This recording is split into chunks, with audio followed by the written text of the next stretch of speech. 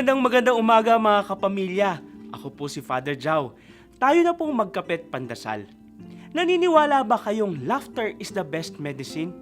Alam ninyo, pinatutunayan niya ng mga eksperto. Ngayon nga po ay may tinatawag ng laughter therapy. Kapag tumatawa daw kasi tayo, nababawasan ang stress sa katawan na numero unong sanhi ng mga sakit. Naglalabas din daw ang ating utak ng endorphin na isang natural painkiller. Kaya tara na, subukan po nating tumawa. Sabay-sabay tayo. 1, 2, 3. Ang sarap nga naman tumawa, ano po? Alam ninyo, may isa pong santo na kilalang kilala sa kanyang pagiging masayahin at magaling magpatawa. Siya po si San Felipe Neri.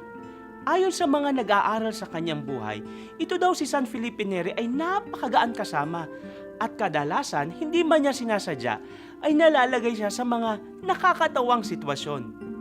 Dahil naipakita ni San Felipe na ang buhay Kristiyano ay hindi puro paghihirap at pagtitiis, kundi masaya at nakatutuwang buhay din, marami sa mga nakakilala sa kanya ang sumampalataya at naglingkod sa Diyos. Kaya naman mga kapamilya, kahit tumaas na ang lahat ng bilihin at ikaw ay pandak pa rin, huwag sisimangot dahil ikaw ay maganda o gwapo pa rin.